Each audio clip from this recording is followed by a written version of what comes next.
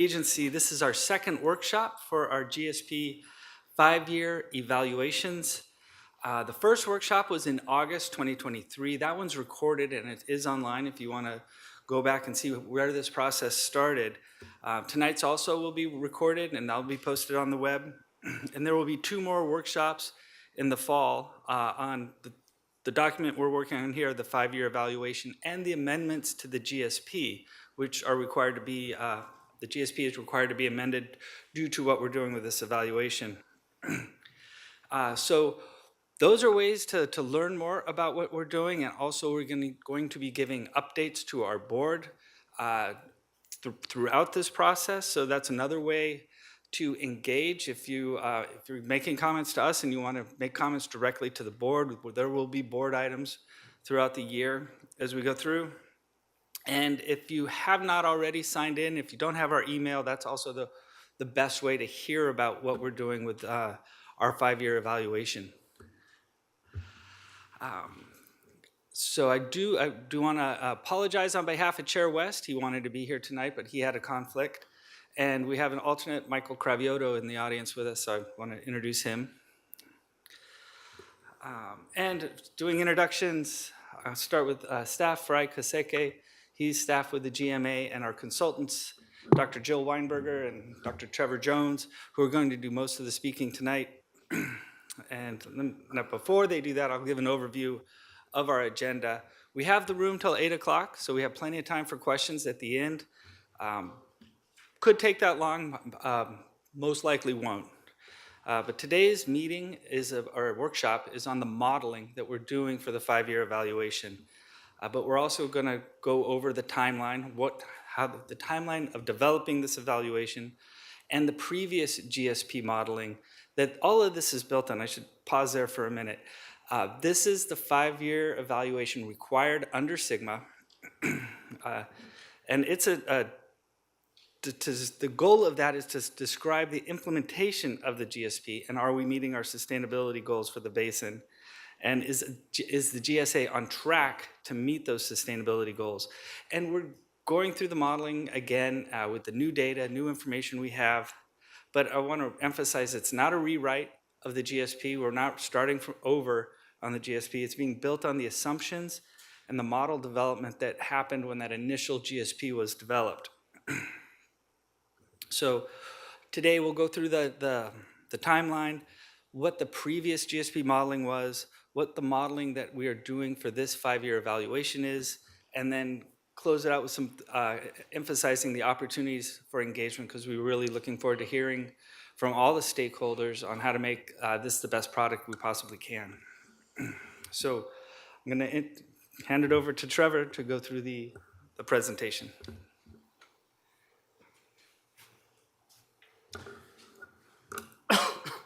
Great, thank you, Farai. Sorry, Farai. Thank you, Arnie, and thank you, Farai, for all the help throughout this whole process. Again, my name is Trevor Jones. I'm a hydrogeologist with DUDEC. We have been working with Fox Canyon Groundwater Management Agency in their implementation of the GSPs, or the GSP for the Las Posas Valley Basin. Like Arnie mentioned today, the talk is going to focus specifically on the modeling that is being done for the 5-year evaluation process. The discussion will be broken up largely into 4 main categories. We'll start off with an overview of where we've been in the evaluation process, where we're going in the evaluation process. We'll spend a lot of time on the current modeling, so how the modeling scenarios are being developed, how they're being implemented, and how they will be used. As Arnie mentioned, we will also be discussing the modeling that was done for the GSP. That's going to lay the foundation for how we're approaching all of the modeling that is being completed for the 5-year evaluation, and how we're integrating new information about projects into the modeling for Las Posas. And lastly, we will wrap up the discussion with another review of the timeline and a discussion of opportunities for ongoing engagement throughout this process. So again, before we jump into the technical discussion of modeling, we're going to walk through at a high level the timeline for the 5-year evaluation process. I'm going to start with the right-hand side of the screen. When is this all due to DWR? Under Sigma, the the 5-year evaluation of the GSP for the Las Posas Valley Basin is due to DWR in January of 2025. So that's the timeline that we're working with here to remain compliant with SGMA. This process was kicked off last August. So in August of 23, there was a kickoff meeting that provided an overview of everything that's included in the 5-year evaluation, as well as a discussion and a summary of what's included in the GSP. So it laid the foundation for how undesirable results were defined, how the sustainable management criteria that are going to guide basin management under the GSP are defined, and also provided a background on the estimate of how sustainable yield was calculated. Between August 2023, which is that left-hand bubble on the timeline, and today where we're at in the April 2024 workshop, the modeling approach for the 5-year evaluation process has been brought to the board twice. During those 2 board meetings, the general overview and scenarios were presented, and that provided opportunity again for public engagement through that. Additionally, between that August and April timeframe, our groups have been working on evaluating and reviewing the components of the GSP, evaluating current groundwater conditions and how those relate to the sustainable management criteria established in the groundwater sustainability plan, and generally working through kind of the nuts and bolts of the GSP evaluation process. As I mentioned, if this clicks forward, a little bit out of luck here. Perfect, thank you. A little bit of a lag. Hopefully it doesn't jump 10 slides because I clicked too many times. But the discussion today really is going to focus on the model scenario development. So what are we evaluating in the modeling that is being completed for the 5-year evaluation for Las Posas? Some preliminary model results from the baseline scenario that's been completed to date. And then where are we going? How are we planning to use those model results, and what's the timeline associated with completing these scenarios for the evaluation process?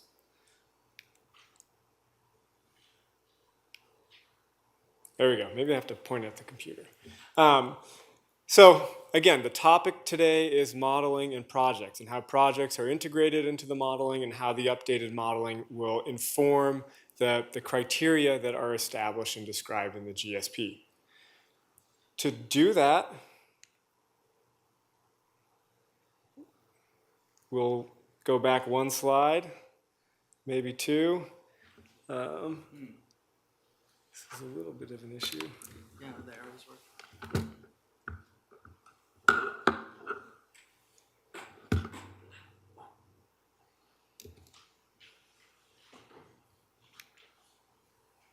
Sorry for the technical difficulties. Hopefully it stays here. Before we jump into the technical modeling discussion, we wanted to spend some time to revisit how undesirable results are defined in the Las Posas Valley Basin.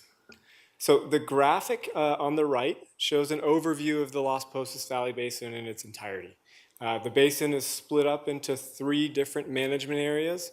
We have the West Las Posas management area, which is located on the western side of the Somas Fault. That's the dashed line that separates, that runs right through the middle of the basin. There's the East Las Posas management area that resides on the east side of that fault, and then there's the Epworth Gravels located in the northeastern part of the basin itself. Now, under SGMA, undesirable results in groundwater sustainability are defined using 6 key sustainability indicators. Those indicators are shown with those little character icons on the left-hand side of the screen, and they consist of an evaluation of chronic lowering of groundwater levels, reduction of groundwater in storage, seawater intrusion, degradation of groundwater quality, land subsidence, and depletion of interconnected surface waters. For the Las Posas Valley Basin, the primary indicator that was defined in terms of undesirable results and is managed in terms of sustainable management criteria is that groundwater elevation indicator. It's tied directly to estimates of reduction in groundwater and storage, as well as impacts to seawater intrusion along in the Oxnard subbasin along the coastline of Oxnard. So that's the context of how we will be approaching the modeling. Everything will be discussed and evaluated in terms of understanding future impacts to these sustainability indicators, specifically groundwater elevations. Okay. How this was done for the GSP or how this was evaluated for the GSP was using two separate models. Sorry, we're jumping ahead and kind of all around. The two models that were used for for evaluating groundwater conditions in the Las Posas Valley Basin were what on the west side was the Ventura Regional Groundwater Flow Model. That is a groundwater flow model that was developed by United Water Conservation District, is actively developed and actively maintained by United to support evaluation of groundwater conditions. Really in, thank you, Arnie, no worries, in three main basins. The figure on the right-hand side of this screen here illustrates the extent of that model at the time of GSP development. Underlying the active model domain, which is shown in the green boundary in the figure, is the Oxnard subbasin, the Pleasant Valley Basin, and the West Las Posas management area of the Las Posas Valley Basin. The model covers the entirety of those three basins because groundwater is hydrogeologically connected across those basin boundaries, and the model is designed to simulate the effects of groundwater conditions across across that region. For development of the GSP, that model was calibrated against groundwater elevations that were measured between 1985 and 2015. So effectively, the model was developed and constrained by measurements of groundwater elevations collected during that period. The model was then independently peer-reviewed to characterize confidence in model predictions and uncertainty in around key sustainable management criteria. And the independent peer review also provided an assessment of the appropriate use of the model for integration in the GSP. And importantly, that model was used to characterize historical groundwater budgets and future groundwater conditions. On the east side of Las Posas, groundwater modeling was performed using the East Las Posas model. That is also a groundwater flow model that was developed by Callegas Municipal Water District. It covers the portion of the Las Posas Valley Basin that extends east of Somas Fault, so it includes the East Las Posas management area as well as the Epworth Gravels. This model was calibrated to groundwater elevations measured between 1970 and 2015. So again, the design and structure of the model was constrained by those groundwater elevations measured over that 45-year period. Similar to the model for the west side of the basin, the East Las Posas model was independently peer-reviewed. Uncertainty and confidence in the model predictions were characterized, and the appropriate use of the model for the GSP development was evaluated as well. And then lastly, like the groundwater model for the west side of the basin, East Las Posas model was used to characterize historical and future groundwater budgets for the East Las Posas management area. So when we talk about modeling, again, in the context of SGMA and the groundwater sustainability plans, what we're looking to use the models to characterize are really two key metrics. One, the first that we're showing here, and I'll summarize shortly, is an estimate of the sustainable yield. So how much production can the basin sustain to ensure two key metrics. In the East Las Posas management area, the goal and the undesirable result that was the goal that constrained the estimate of sustainable yield was a pumping rate that resulted in no net decline in groundwater and storage over the period from 2040 to 2070. So the model was used to develop five individual model scenarios. That's the table here shown in the upper left-hand side of the screen that shows summarizes the names of the scenarios that are described in the GSP. as well as the pumping rates corresponding to each of those scenarios. So for the East Las Posas management area, which is the right-hand column in that upper table, groundwater pumping was varied from 22,000 acre-feet per year down to 17,000 acre-feet per year. Based on those model results, where pumping was varied, the change in groundwater in storage was extracted from the model over that 2040 to 2070 period, and a linear regression equation was developed, shown here in the lower right-hand portion of the screen, that related groundwater production and change in storage. Using that relationship, an estimate of sustainable yield was characterized, which is shown in the lower table. For the East Las Posas management area, that estimate of sustainable yield ranged from 15,500 acre-feet per year on the lower end to 20,100 acre-feet per year on the higher end. For the West Las Posas management area, the sustainable yield was constrained by seawater intrusion in the Oxnard subbasin. So the question we were trying to answer with that is, what pumping rate would ensure that there's no landward migration of the 2015 saline intrusion impact front in the Oxnard subbasin due to pumping in the West Las Posas management area. So for that basin, and again, the modeling for West Las Posas, I want to reiterate, encompasses the Oxnard subbasin, Pleasant Valley Basin, and West Las Posas management area. So when we talk specifically about scenarios for West Las Posas, it's important to take into account that also includes groundwater production and use in the Oxnard and Pleasant Valley basins in those scenarios. For the West Las Posas management area, 6 different scenarios were developed. And again, we used a similar linear regression type approach to estimate the sustainable yield.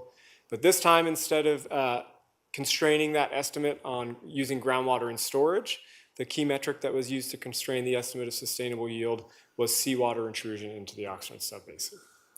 Again, using that similar linear regression type approach that we're showing in the upper right-hand portion of the screen, we developed an estimate of sustainable yield for the West Las Posas management area that ranged from 11,300 acre-feet per year to about 13,700 acre-feet per year. Adding those together gives us the range of sustainable yield for the Las Posas Valley Basin, shown in the lower frame in bold. So that's the first key metric that we're trying to use the models to constrain, is what is the sustainable yield of the Las Posas Valley Basin. The second key metric are what are the sustainable management criteria. So what are the groundwater elevations within the East Las Posas management area and West Las Posas management area that would indicate the occurrence of an undesirable result. I'm going to walk through this graphic because it illustrates the general structure of how the sustainable management criteria were defined, and also it is a figure that will show up a few other times throughout the presentation. So I'm going to take a little bit of time now to walk through what we're looking at. So in the central portion of the slide, we see a general schematic of the Las Posas Valley Basin. We have the west side, the east side separated by the Somas Fault. The individual dots on that map are key wells in the Las Posas Valley Basin that are used to characterize groundwater sustainability, or the likely onset of an undesirable result across the Las Posas Valley Basin. The charts that we show here are a subset of those key wells, and these wells are specifically screened within the Fox Canyon Aquifer. So we're looking at wells here that are reflective of conditions within the Fox Canyon Aquifer, both on the west and east side of the basin. And we have measurements of groundwater elevations. Again, those would be measurements collected out in the field that are shown here with the black line in each of these charts. So if we look at the chart that underlies the label 11J03, we see that historical measurements between 1990 and 2015 range from about minus 80 feet below mean sea level to just higher than mean sea level, and then back down to about 80 feet sea level in 2015. In all of these charts, those black lines represent the historical measurements at each of these key wells. Then we have model projections shown on those key wells as well. For the west side of the basin, we have two different model projections included. One of those is a project scenario shown in light blue, and the other is a reduction scenario shown in green. On the East Las Posas management area, the blue line actually represents the baseline conditions, so there's a little bit of a mismatch there, and the green line also represents a reduction scenario. Important to all of this is the red and dark blue lines that are shown as that run straight across each chart.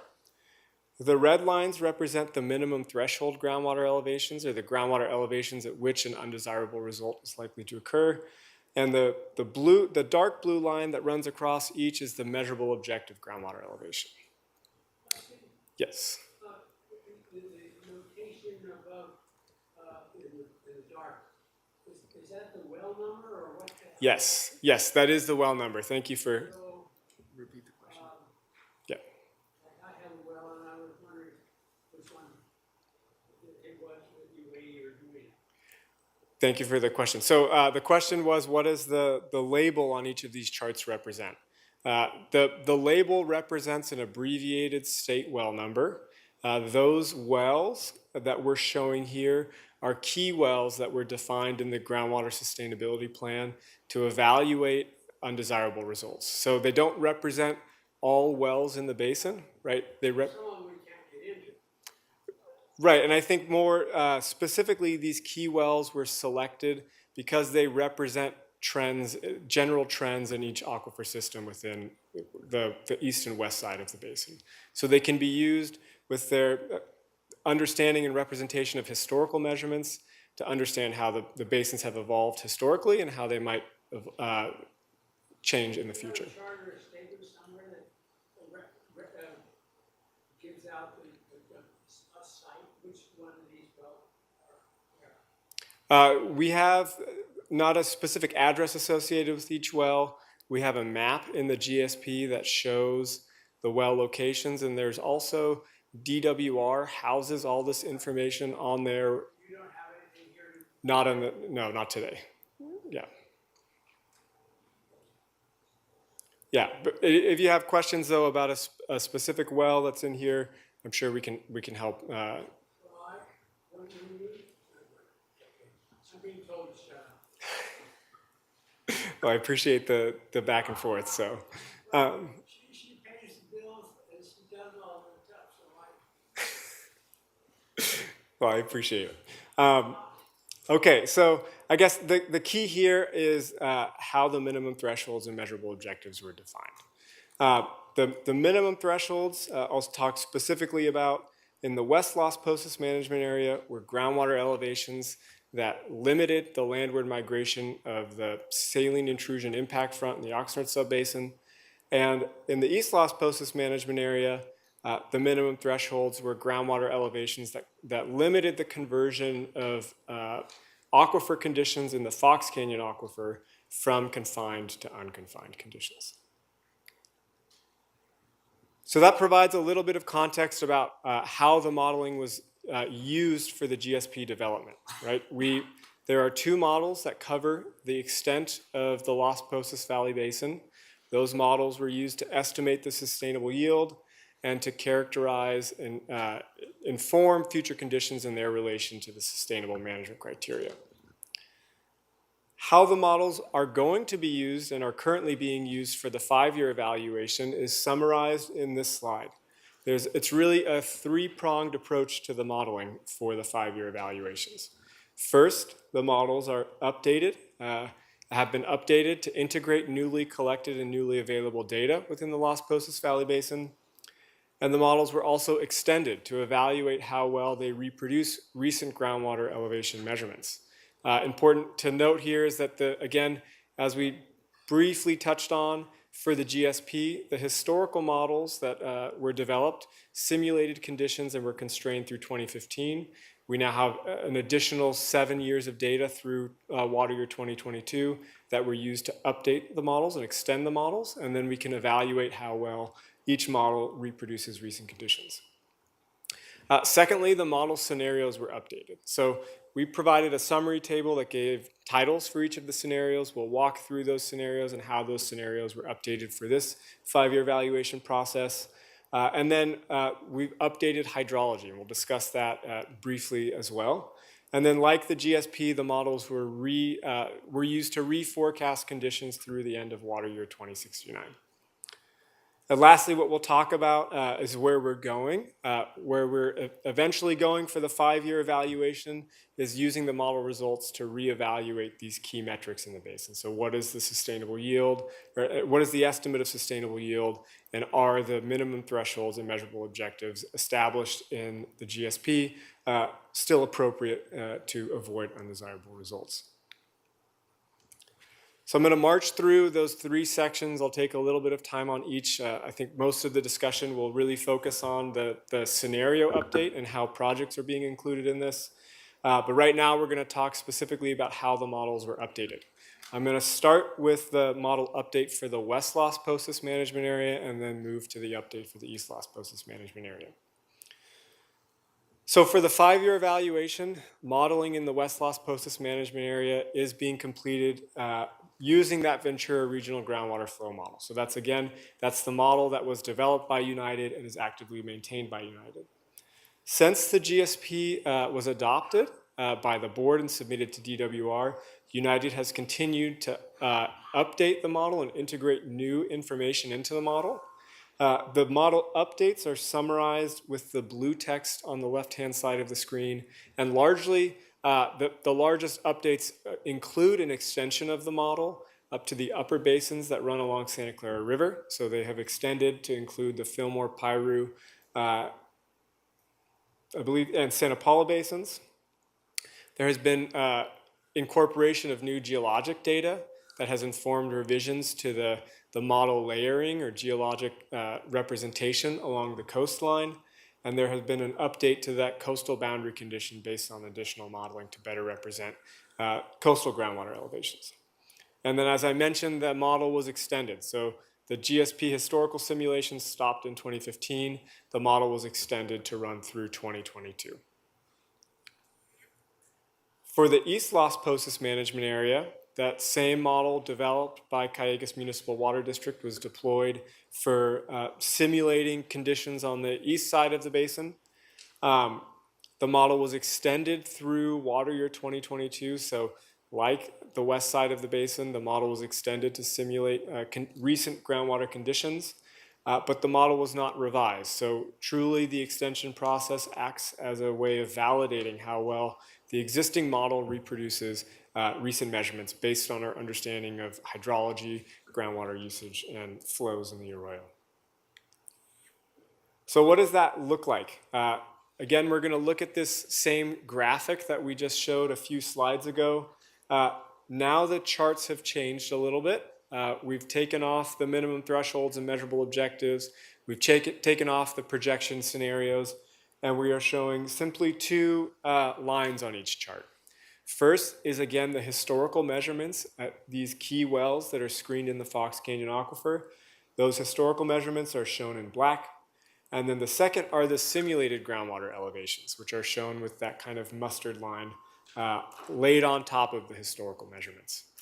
Before we jump into the results, I do want to note that the simulated hydrographs at 11J03 and 08F01 have been updated compared to the version that was uploaded to Fox Canyon's website. So if you downloaded the presentation and reviewed that, these represent updated results based on additional model revisions. Largely, though, what we're seeing is that both models reproduce recent measurements of groundwater elevations on both the west side and the east side of the basin. On the western side of the basin, we see, again, if we focus specifically on the 2015 to 2022 period, which is the period we're trying to evaluate how well the model reproduces conditions, it tracks and matches the groundwater elevation declines well. On the east side of the basin, we see a similar trend. Both that 2015 to 2022 period, the numerical model reproduces measured groundwater elevations well. So the goal of this is to, again, provide some context into how well the model might be able to forecast future groundwater conditions based on its ability to reproduce recent measurements. And what we see with the models now is that their reproduction of historical measurements is consistent with what was done and what was used for the GSP. So that's that first-pronged approach, right? We have three components we're going to discuss. One was the model update. The second is the scenarios that were developed for the modeling. And then lastly, again, we'll talk about some preliminary results and where we're going to go. So for the 5-year evaluation process, 4 separate modeling scenarios have been developed and are being developed. The first is, and actually before I get into the description, I want to note these 4 scenarios are consistent with what is included in what was evaluated in the GSP. There's a future baseline scenario that evaluates what future conditions look like if groundwater usage if groundwater usage largely remains consistent with recent conditions. There is a no new project scenario which evaluates the impact of what happens in the basin and what pumping reductions might be required if no additional projects are incorporated into the Las Posas Valley Basin. And then there's a project scenario that evaluates the impact of implementing new projects in the Las Posas Valley Basin on long-term and future groundwater conditions. So that's the same framework, again, that was described in the GSP. What's been updated here is the future baseline scenario uses an updated estimate of baseline rate extractions. So what the baseline extractions that everything will be evaluated on, that has been updated. And it has also been updated to include projects that are under construction and currently funded in both the Las Posas Valley Basin and Oxnard and Pleasant Valley Basins. And again, the emphasis here is that because the West Las Posas modeling includes and covers the Oxnard and Pleasant Valley Basin, that modeling cannot be done independently. So those projects are incorporated into the West Las Posas modeling. The no new projects we'll spend a little bit of time on in the next few slides, but really the change here is that the goal with this simulation is to directly simulate the estimate of pumping at the estimated sustainable yield. And we'll discuss that soon. And then the project scenario, as I mentioned, it incorporates new projects that have been identified in the Las Posas Valley Basin.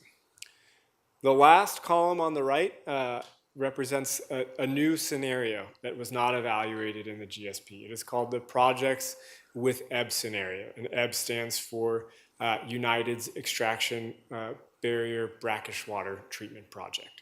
That is, it is a project that will be implemented along the coastline, and again, because Oxnard, Pleasant Valley, and West Las Posas are hydrogeologically connected, the implementation of this project has the potential to impact water levels in West Las Posas, and so that will be evaluated specifically with a unique scenario. And one step that we talked a fair amount about yesterday evening in the OPV workshop was that this scenario is pulled out because the intent is to draw water levels down along the coast, which is a shift in the management framework to what's been described in the GSP, which introduces the goal of raising water levels. So there's a shift in the management framework associated with the implementation of this project, and we'll discuss this in a few slides as well. So before we get into each scenario, we're going to discuss the commonalities between each scenario.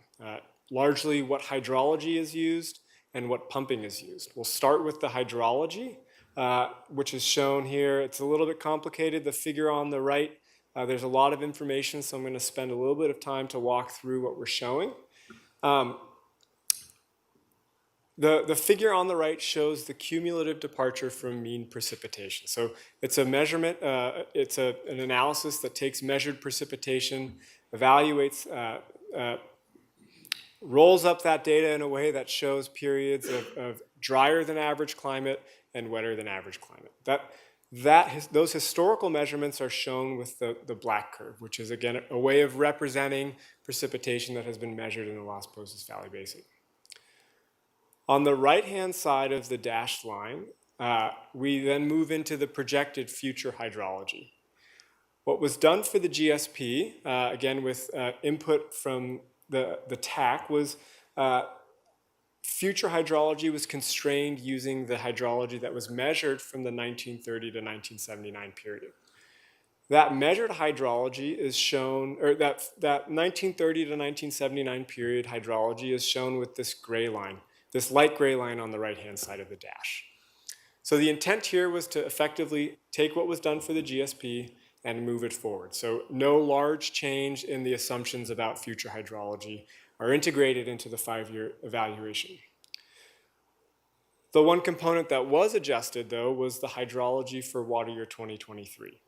And I should note that the future scenarios simulate conditions from water year 2023 through the end of 2069, water year 2069. What the light gray line shows in terms of hydrology is that 1933, which would be coincident with the water year 2023 projection, was a drier than average water year. To better capture the benefits of the wetter than average conditions that were experienced in the Las Posas Valley Basin in water year 2023, that starting water year hydrology was replaced with the hydrology from 1978. So the goal, again, was to better reflect the wetter than average conditions at the start of the simulation that is representative of the conditions encountered and experienced in the basin, and to simulate the benefits that those would have on water levels and groundwater conditions into the future. So the takeaway here is that largely the same hydrology was used as the GSP, but the very first year was updated to try and simulate the benefits of wetter than average conditions. And for West Las Posas as well, higher than average diversions from Santa Clara River that were brought into the basin. In the same way we looked at hydrology, we reevaluated the baseline pumping rates that were used in the GSP. The chart on the right shows the historical reported groundwater extractions from 1985 through 2022. For the GSP, the baseline pumping rates were held constant at the 2015 to 2017 rates. For the 5-year evaluation, the baseline pumping rates were updated to use the 2016 to 2022 period, and those are largely consistent with and similar to those 2015 to 2017 rates. The 2016 to 2022 period was used for the baseline rates, again, to remain consistent with what is being done in the Oxnard and Pleasant Valley Basin, and that represented in those basins a period where groundwater usage declined from the 2015 to 2017 conditions. Now we'll move into a discussion of the individual scenarios, and we'll talk about some preliminary results from the baseline scenario as well. So as I mentioned when providing that overview of the 4 separate scenarios, the large change in the baseline scenario are the projects that are represented across both models. So the new projects that are incorporated into the models for the East Las Posas Management Area and West Las Posas Management Area are summarized in this table on the right-hand side of the screen. First, that upper row represents the new project that is simulated under baseline conditions for the East Las Posas Management Area. For the GSP, let me describe what it represents before I get into the GSP. This upper row represents additional water in the Arroyo Las Posas due to maintained discharges from the Simi Valley Water Quality Control Plant into the Arroyo Las Posas into the future. For the GSP, these discharges from Simi Valley were reduced based on projections that Simi Valley had in their urban water management plan. Those projections have been updated and have been incorporated into this East Las Posas modeling effort to maintain flows in the Arroyo throughout the 50-year projection horizon. What that results in is an additional 3,600 acre-feet per year of recharge to the East Las Posas Management Area, as shown in this table on the second column on the right. The project does not influence pumping at all. It is not an in-lieu delivery program. It is flows that are maintained in the Arroyo that bring additional recharge to the basin. The other projects that are represented in the baseline scenario shown in the lower rows are projects that are implemented in the Oxnard and Pleasant Valley basins. Again, those projects are summarized here because the model extends for West Las Posas and covers Oxnard and Pleasant Valley. Those projects include the construction of the Faro Rose Recharge Basin, purchase of supplemental state water project water, additional deliveries of recycled water to Pleasant Valley County Water District, and the construction of the Laguna Road Recycled Water Interconnect. The annual impact of those projects on pumping with the Oxnard in the Oxnard and Pleasant Valley Basin will vary from month to month and year to year in the modeling, based on conditions in the Oxnard forebay and demands on the surface water delivery pipelines that are managed and operated by United. In addition to these new projects that are in the baseline scenario for the 5-year evaluations remain the same as what was represented in the GSP. So in Pleasant Valley, there's also the Conejo Creek project, the North Pleasant Valley Desalter project, and then in the baseline scenario now for the OPV are deliveries of the City of Oxnard's AWPF water to operators in the saline intrusion management area and in the pumping depression. What this means in terms of new water, specifically for West Las Posas, specifically for the Las Posas Valley Basin, is the addition of approximately 3,600 acre-feet per year of recharge along Arroyo Las Posas. So what does that look like in terms of future projected conditions? Again, we have the same graphic that provides the overview of the Las Posas Valley Basin. We have key wells shown here in each dot, and we have those same set of wells with projected water levels now shown on each chart. We have, before I get into the projections, the black line also again represents the same historical measurements. The dark blue line on each chart represents the measurable objective, the red line, the minimum threshold, and then the light gray and the lighter kind of more vibrant blue color represents 2 different baseline scenarios. The gray line, the light gray line, represents the baseline scenario that was prepared and published in the GSP. So that's in the legend GSP 2019.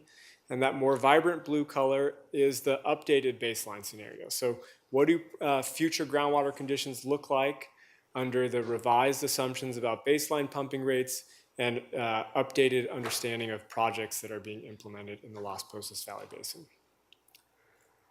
I'm going to start on the east side of the basin. So in the East Las Posas management area, that groundwater elevations in the East Las Posas management area are really just summarized here with those 4 charts that correspond to well 34 G01, 19 J01, 35 R03, and 10 J01. What we see is the addition of, again, I guess it's the combined impacts of the addition of additional flows in the Arroyo Las Posas and updated baseline extraction rates results in groundwater elevations close to the Arroyo Las Posas and within the Fox Canyon Aquifer that end up about 90 feet higher than they were projected in the GSP scenario. As we move farther north, and specifically to the northeastern part of the basin, if we look at 19J01, the 2 projections are very similar. So the introduction of flows in the Arroyo Las Posas has a much more limited effect on groundwater elevations in the northeastern part of the basin. On the west, in the West Las Posas management area, again, we're looking at just a summary of how the baseline conditions have changed. We're showing one well, 08 F01, where groundwater elevations are very similar between the 2 baseline scenarios. The updated baseline scenario has a water level that's maybe 1 or 2 feet higher than the GSP projection. Yes? On this particular page, you're omitting 11J. Yes. So the comment was that we are not including 11J03 on this page. Yeah. Simply to fit text on the side here. There was no reason other than organizationally that we had not included 11J03 on the slide. I also think that perhaps 8F01 was misidentified. On the other page, I think it's a different well. Thank you for that. I believe you are right. It should be closer to, yes, closer to the fault. Thank you for that. What's interesting about that is that the J03 is really the only Fox Canyon well that you're using in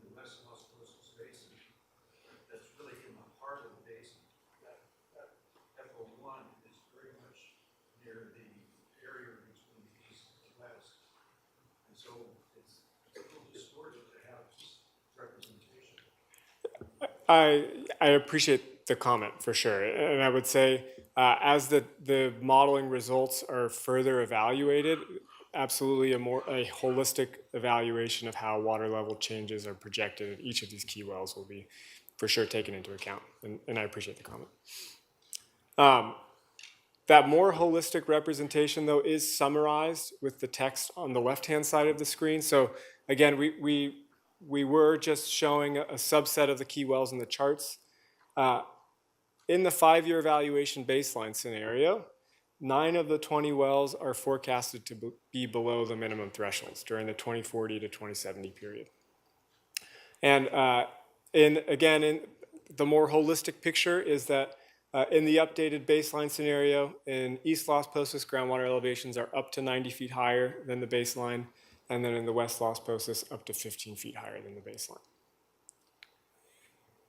What does this all mean? So again, we talked about using the model results to evaluate groundwater sustainability, and the 2 key metrics that are used to evaluate, again, not just the projections in their relation to minimum thresholds and measurable objectives, but also to estimate the sustainable yield, are the coastal flux values in Oxnard and the change in storage values in the East Las Posas management area.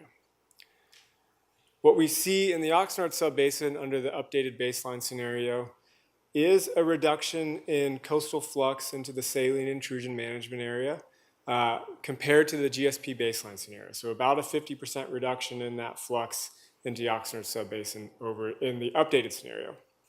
In the LAS, the reduction is about 5%. So the incorporation of new projects, updated baseline pumping rates, and slight revision to the hydrology, we do see a reduction in the coastal flux in both the UAS and LAS.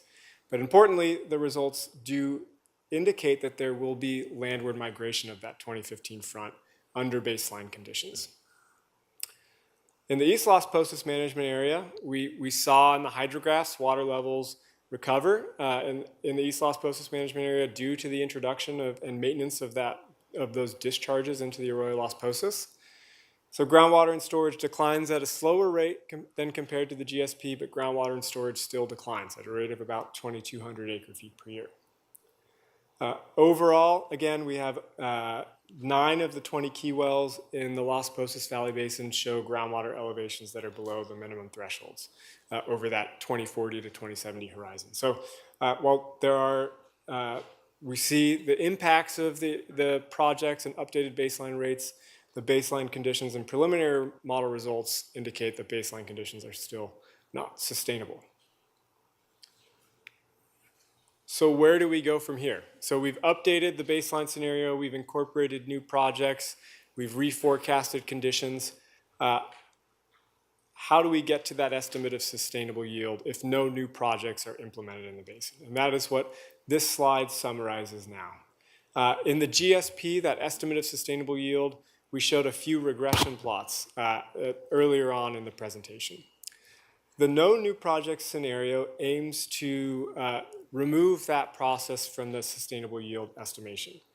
The goal with this scenario is to iteratively adjust pumping until groundwater elevations groundwater and storage in the East Las Posas management area shows no net decline over that 2040 to 2070 period, and in West Las Posas there is no net seawater intrusion into the Oxnard subbasin. So the major shift here is that the goal of these scenarios is an iterative, direct simulation of the sustainable yield to move away from the regressions that were used in the GSP. Then we have the second scenario, which is the third scenario, which is the new projects or the project scenario that would incorporate a broader suite of projects into the Las Posas Valley Basin modeling. Before I get into this, I want to emphasize that the new projects or the project scenario does not omit any of the projects that were in the baseline scenario, but simply adds to those. So all of the projects that are incorporated in the baseline will remain for this scenario, and then the projects that were included in the GSP, which includes removal of Arundo along the Arroyo Las Posas, and in-lieu deliveries to West Las Posas, to the West Las Posas management area will remain the same. The new projects that are going to be added are shown in this table on the right. Really, the upper line shows an infrastructure improvement project that was proposed by Zone Mutual Water Company during the 2022 annual report cycle. That project, the infrastructure improvement project, is anticipated to reduce demands by 500 acre-feet per year on groundwater. Then there are a number of projects that were identified in the Las Posas Valley Basin judgment.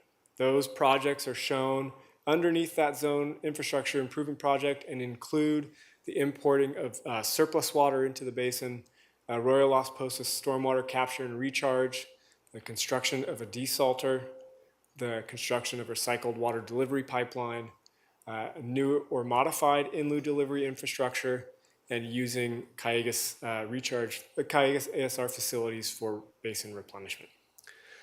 These projects are not being directly simulated in this 5-year evaluation process. The projects are being evaluated and will be scoped as part of the basin optimization plan, so that is a separate plan that is required to be developed under the judgment and will be modeled in a separate study called the Basin Optimization Yield Study, following the review and input on the basin optimization plan by Las Posas Valley Basin committees. So these projects will be described in the GSP, but at this time there's not enough information to incorporate them directly into the modeling.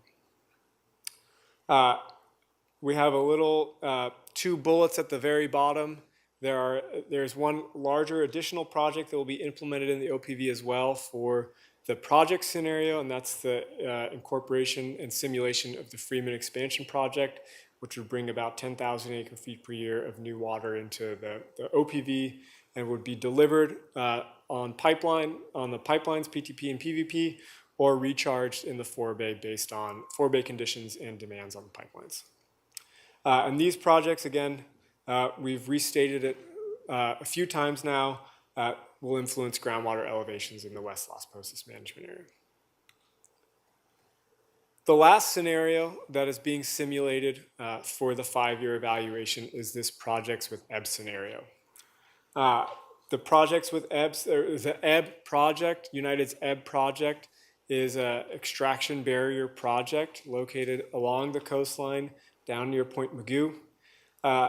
The overall simulated operation of the project would be an extraction of 10,000 acre-feet per year of brackish water from the Oxnard subbasin, treatment of that water, and then delivery of 5,000 acre-feet per year across the Oxnard subbasin, with 1,500 acre-feet going to the Navy and 3,500 acre-feet going to ag operators.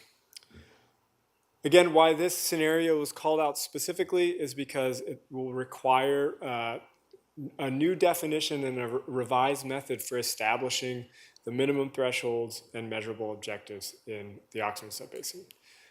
Really, the driver for that is this schematic shown here that was pulled directly from United's webpage that provides a nice summary of how the project will operate.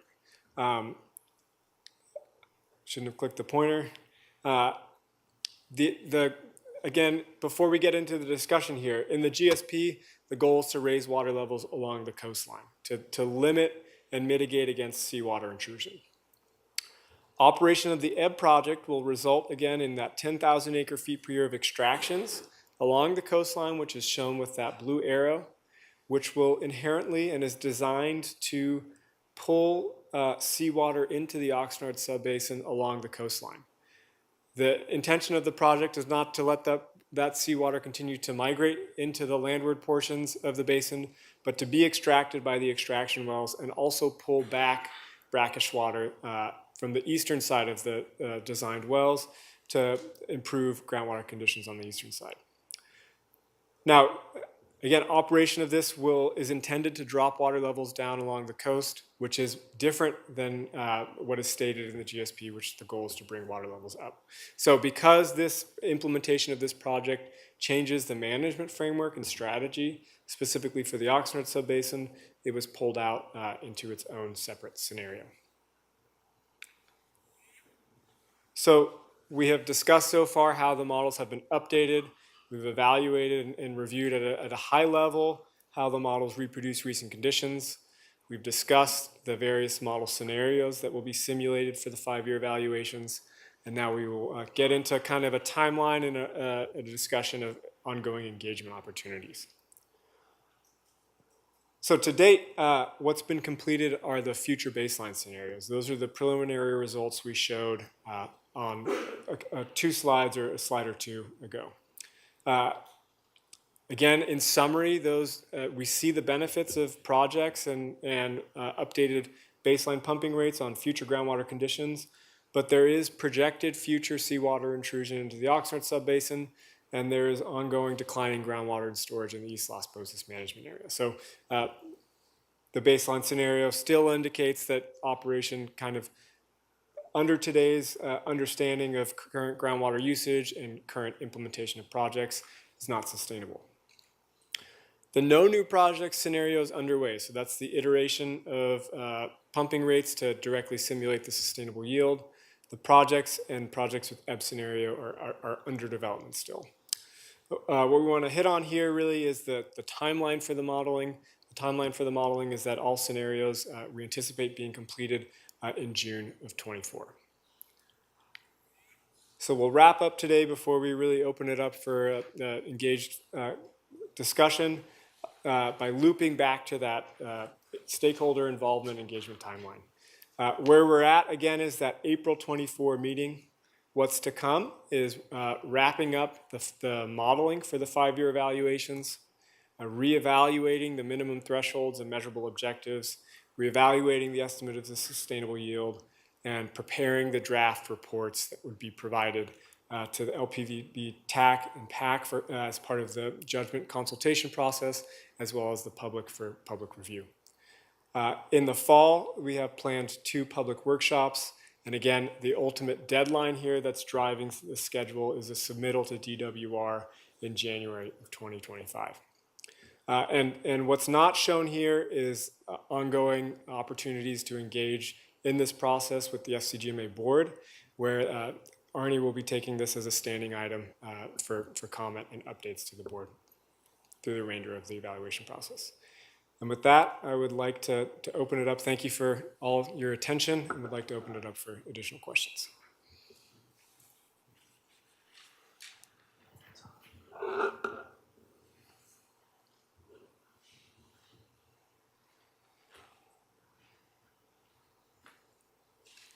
Yeah.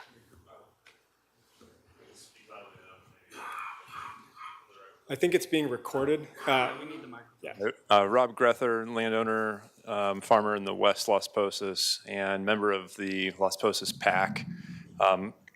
We have a schedule of dates outlined in the Water Master Rules to meet the objectives of this management action, and I'm wondering when in June you anticipate the model being completed, so that as we look forward to that DWR deadline, whether there will be enough time or not for those deadlines to be met. Yeah. Arnie, do you want to, I guess we don't have a mic. Take it over from here. Thanks, Rob. A little background, our scope of work, our contract, this timeline, everything was developed before that schedule was entered into the judgment. And we discussed it, and providing anything partially complete or without the modeling would just create more confusion and more work for everybody. And as you saw, a lot of what we're doing here is depending on the modeling of OPV, which is being done by United. So there's steps here that aren't completely within our control. Understanding all that, we're hoping to have something for more complete for review by early July, so later than that date. But by providing what we have at that date, at that moment, I don't think would be helpful for anybody.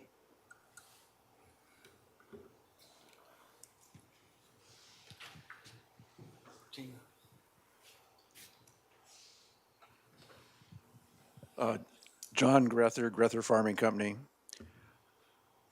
When the GSP was first developed, there was a number of meetings with stakeholders, and at that time there was also a technical committee that was established that made comments. Quite a number of people submitted comments, spent a lot of time developing those comments with hydrogeologists that they had employed. And it seemed as if it all went into a black hole, that there was no response made to those comments. And I think it hurt the stakeholder perception as to whether the stakeholder meetings were just window dressing or if they were really substantial. I hope and I recommend to you that somehow all of the people in this room, as well as the other board members that they represent, board of directors that they sit on and they represent, who may well have a lot of experience with the peculiarities of the groundwater in the basin, have an opportunity to really talk about that and have that enter into the process. Because there was a lot of hard feelings 5 years ago or 4 years ago when this took place. And I hope that this stakeholder process is robust and real and not just a recitation of where you happen to be and then a dismissal of all the comments that you receive. Thanks for that comment. If I could address it for just a second. As someone who participated in those meetings back then and someone who took the time to read all of the comments that came in that were submitted on the GSP and to incorporate those comments to the best I can, I'm sorry the perception is that they weren't addressed or that they weren't, or that they went into a black hole. I can assure you that though my brain is sometimes a bit like a black hole, they were read and they were appreciated, and to the extent that we had the time and the data to incorporate them at the time the GSP was written, we did. Having said that, I absolutely agree with you and 100% echo your sentiment that this is not intended to be window dressing, that we do fully intend to take the feedback and incorporate it where we can and to address data gaps where we identify them. But appreciate the comment.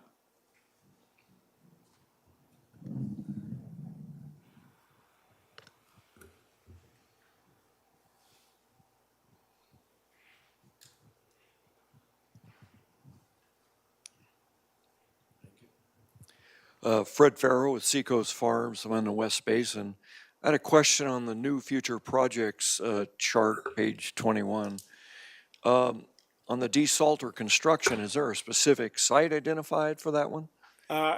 Not to my knowledge, which is why it is not being modeled, right? Those types of details are required to plug in directly into the model. And my understanding is that these projects will be further scoped and evaluated as part of the basin optimization plan. Okay, second question. You said the basin optimization plan is a separately required plan.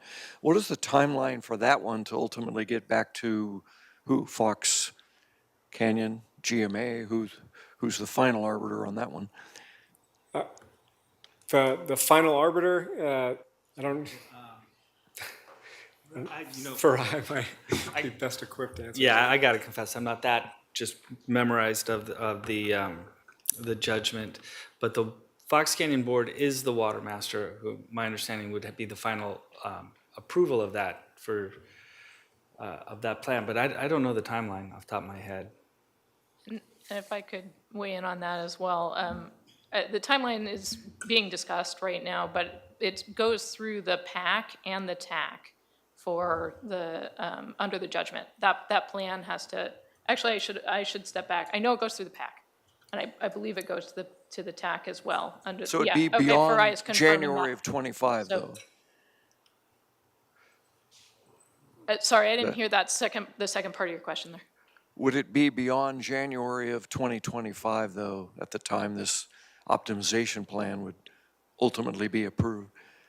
I don't know that we know the answer to that yet. I don't want to guess. Okay. Most of our momentum was bled to death with the Murray losing of Susan Mulligan. It was like turning off all the knowledge. And that was, I think, basically, this is. It's on. Yeah. Yep. Anyway, the problem there was Jeff had such a hatred for Callejas. He drugged me up to his office for 1 hour, told me what a bunch of shit was Callejas. And I was more embarrassed than I could ever be. And I know I think it probably went out the door with him because that was his way of talking.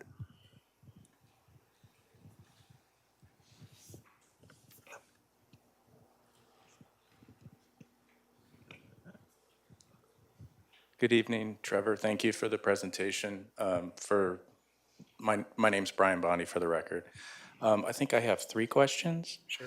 On slides 15 and 16, you talk about, updating the hydrology, or at least, selecting a period, reevaluating that, and then you talk about looking at the pumping and looking at a new baseline level of pumping based on a more recent period. I think there's another thing that you probably need to look at in terms of whether the baseline is correct, and that's the Royal Las Posas inflows from Simi Valley. Not the project, but what are they? What have they been? Because we went through a major drought, and there were numerous new requirements for water use conservation by the residents of Simi Valley that I'm going to venture a guess had a significant effect on the amount of water coming into that treatment plant and then hence leaving that treatment plant. So I don't know if you've looked at that. I imagine if you did, it would have been part of the presentation. Yes, I don't have a chart that summarizes those flows and over time, but that was incorporated into the modeling, so we have the data, and we can take a fresh look at it as well. Yeah, I think it would be good to share that. There's folks that have been tracking that, and I think we'd like to see what you're assuming the base amount is, and then you're adding back water that was assumed that wouldn't be there, Correct. and making sure that we're not assuming too much water, basically, is the point. On slide 18, I think you had moved on past this slide, but then made a comment back about this slide saying that the groundwater levels recovered in the eastern part of the basin.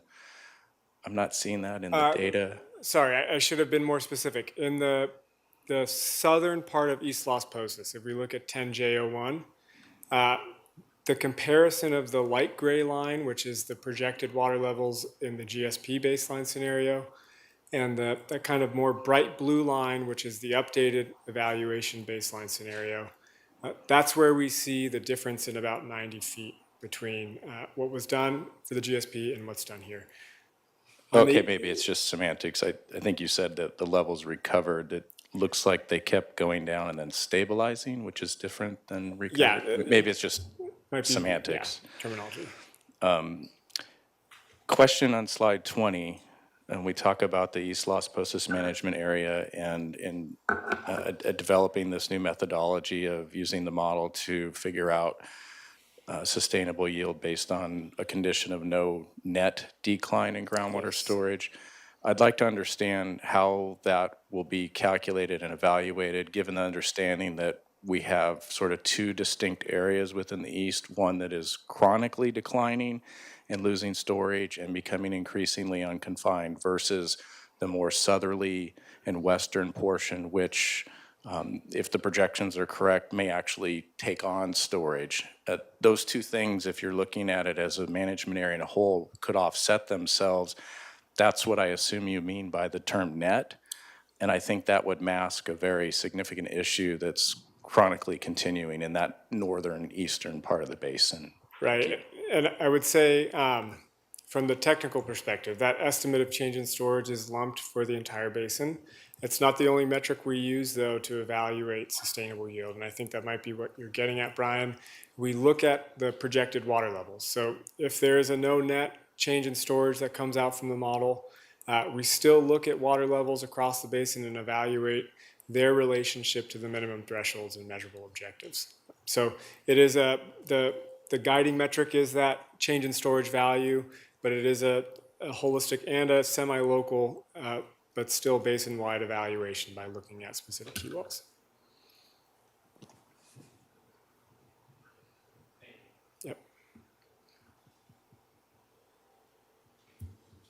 there any other questions?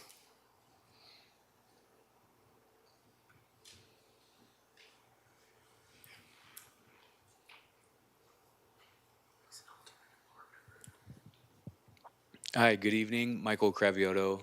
Thank you for the presentation. I guess along similar lines, I was wondering if you can kind of speak to that northeastern well, the 19J01, and just kind of talk about if that well is representative of that little grouping in that northeastern section and what you believe is happening in that area. Right.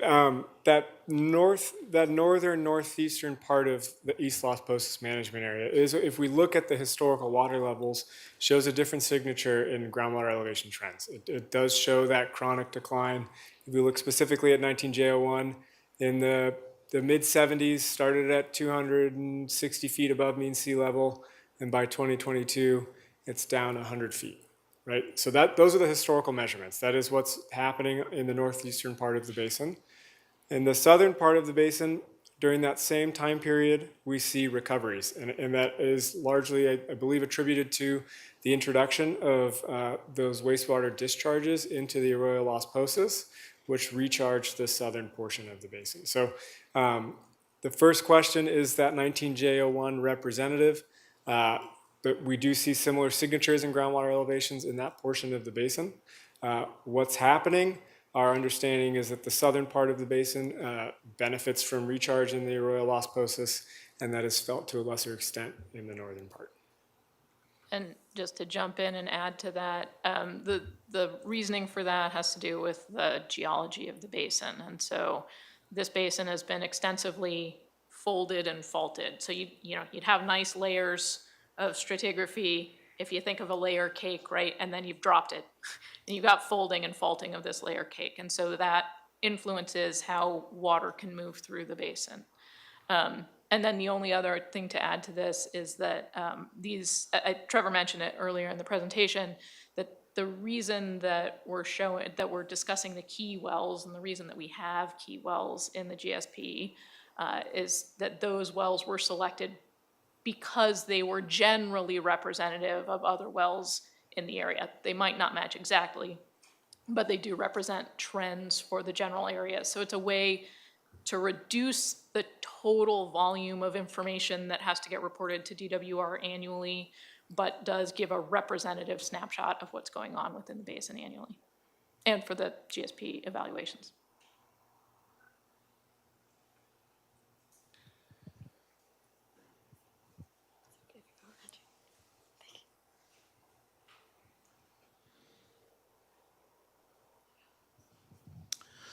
Hi, I'm Derek Knoble. I'm with Levin's Ranches. We're squarely located in the northeast corner of the basin, fairly close to 19J01 for the record.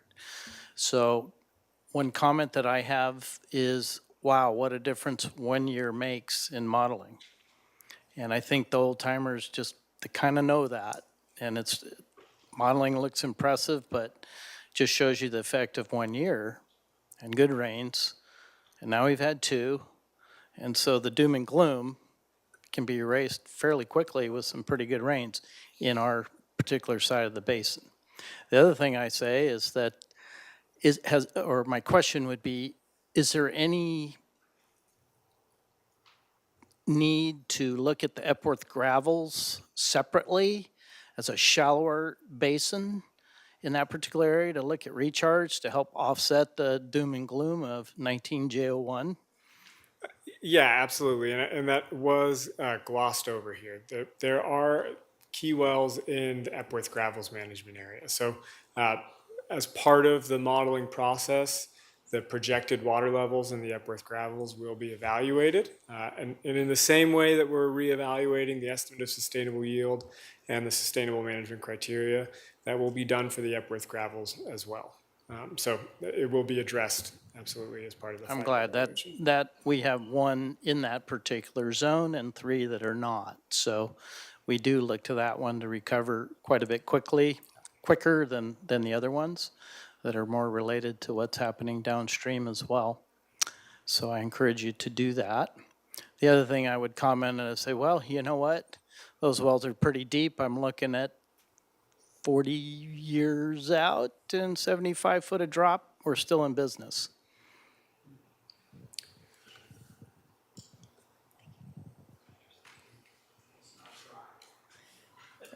They're not dry. That was the last comment. Yeah, I agree that they're not dry. I think we do want to make sure, trust me, I love the rains that we've had. And, the more we can keep that up somehow magically, the better off we're all going to be across the state. I do want to say that the GSPs and the GSP evaluations are required to look out over those longer term periods and incorporate a measure of climate change that DWR has provided for the GSP. So we'll take every wet year we can get, absolutely, but we are looking out over a longer hydrologic period to make sure we're not counting solely on those wet years. No, we can't. Hope it's not a strategy. A little different question for you, just to make sure that, we've spent almost 5 years in litigation to get where we're at. I just want to make sure, I'm sure last night was a whole different outlook, and asking you the same question. What are the right water numbers going in? Have you updated the pumping records that were provided during the settlement agreement or during the judgment? Just kind of curious, because there were holes everywhere, and I'm sure you're still finding holes in the pumping water level, the actual pumping water levels. So just want to hear what you comment on that. I'll leave it to Trevor to discuss the details of the modeling. I will say that, looking at data gaps and constantly evaluating the data and making sure we've got the right data as part of this process, for sure. Thank you.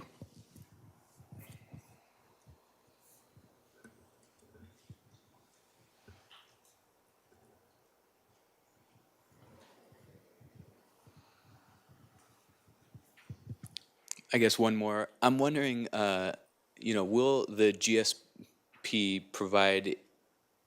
will it provide any sort of opinion or ideas on how we can kind of manage Las Posas Valley Basin, with certain management areas similar to Oxnard, or the strategy and approach to Oxnard? So my understanding is the way that the basin and the modeling is set up now is by the West Las Posas Management Area, East Las Posas Management Area, and the Epworth Gravels. Further definition of the management areas has not been defined by and adopted by the Fox Canyon Board. So the evaluation of demand management or projects by management area really is guided by the existing management area boundaries.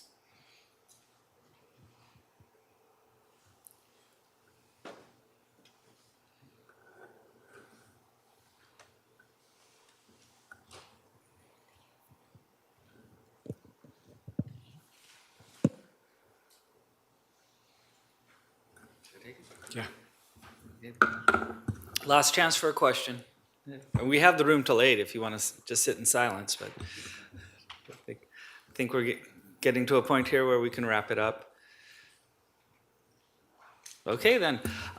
Just to reiterate what you've heard a few times, we're going to have a couple more workshops.